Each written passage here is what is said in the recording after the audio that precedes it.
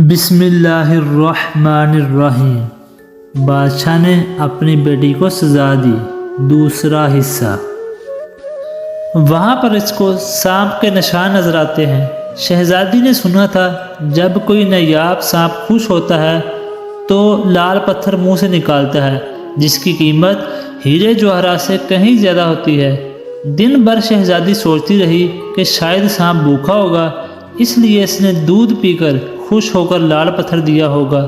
پھر شہزادی وہ لال پتھر اٹھا کر اپنے پاس رکھ لیتی ہے اور پھر اگلی رات شہزادی برتن میں پھر دودھ رکھ دیتی ہے اور اگلی صبح پھر ایک لال پتھر اس کو ملتا ہے۔ ایسے کرتے کرتے 7 دن ہو جاتے ہیں اور ہر روز ایک لال پتھر شہزادی کو ملتا ہے۔ 7 دن بعد جب بوڑھا ضعیف شہر سے واپس آ جاتا ہے تو شہزادی اس کو وہ لال پتھر دکھاتی ہے اور سارا واقعہ بیان کرتی ہے اور بوڑھے شخص کو 3 لال پتھر دیتی ہے اور کہتی ہے کہ شہر جا کر یہ 3 لال پتھر بیچ آؤ اور آتے وقت اپنے ساتھ محل بنانے والے مزدور لے آنا، اور باقی کے 4 لال شہزادی اپنے گلے میں مالا کے طور پر پہن لیتی ہے۔ کچھ ہی مہینوں میں جنگل میں ایک عالی شان محل تیار ہو جاتا ہے جس میں بوڑھا ضعیف اور شہزادی رہنے لگتے ہیں۔ ایسا محل جس میں دنیا کی تمام آرائشیں، نوکر چاکر اور دنیا کی تمام نعمتیں موجود ہوتی ہیں، اور پھر شہزادی جنگل میں ایک لکڑی کی فیکٹری لگا دیتی ہے جس میں غریب کام کرتے ہیں، ان کی روٹی بھی چلتی ہے۔ دیکھتے ہی دیکھتے جنگل ایک شہر نما بن جاتا ہے اور دور دور تک شہزادی کی دھوم مچ جاتی ہے کہ شہزادی بہت رحم دل ہے۔ یہ خبر ایسے ہی بادشاہ تک پہنچ جاتی ہے اور بادشاہ کے دل میں چاہت پیدا ہوتی ہے کہ دیکھوں تو صحیح کون سے ملک کی شہزادی ہے۔ بادشاہ اپنے سپاہیوں کے ہاتھ پیغام بھیجتا ہے۔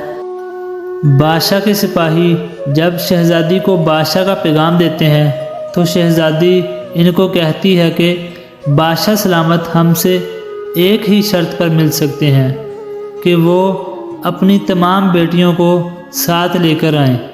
سپاہی جا کر بادشاہ کو یہ پیغام دے دیتے ہیں۔ ایک دن بادشاہ اپنی تمام بیٹیوں کے ساتھ ان کو لے کر محل میں جاتا ہے تو شہزادی ان سے چہرے پر نقاب کر کے ملتی ہے۔ ان کے لیے 7 رنگ کے کھانے پیش کرتی ہے اور ہر رنگ کے ساتھ اسی رنگ کا جوڑا اور زیور پہن کر آتی ہے۔ محل کی شان و شوکت، خوبصورتی اور شہزادی کا انداز بادشاہ اور تمام شہزادیوں کو بہت حیران اور متاثر کرتا ہے۔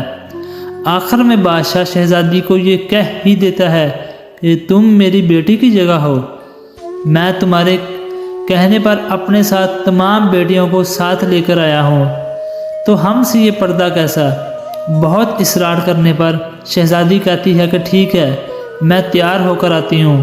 تو سب شہزادیاں آپس میں سرگوشیاں کرنے لگ جاتی ہیں کہ اتنی تو تیار تھی، مہنگے زیورات بھی پہنے ہوئے تھے، اتنے میں کیا دیکھتی ہے کہ دور سے کوئی خستہ حال کپڑوں میں چلا آ رہا ہے، اور غور کرنے پر بادشاہ کو یاد آتا ہے یہ تو ابھی تک زندہ ہے، میں سمجھتا تھا کہ اس کو جنگلی جانور کھا گئے ہوں گے، اور میں نے سپاہیوں کو بھی بھیجا تھا کہ تم کو دیکھنے کے لیے، تو انہوں نے مجھے بتایا تھا کہ وہ وہاں شہزادی کا تو نام و نشان ہی نہیں، تو یہ کیسے ممکن ہے؟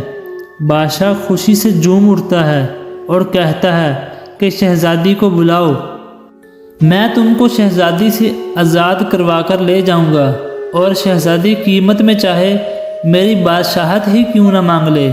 شہزادی بولی کہ نہیں ابا حضور، میں ہی وہ شہزادی ہوں، اور میں نہ کہتی تھی کہ میں اللہ کا دیا ہوا کھاتی ہوں اور اللہ کا دیا ہوا پہنتی ہوں، اور آج آپ سے بھی امیر ہوں میں۔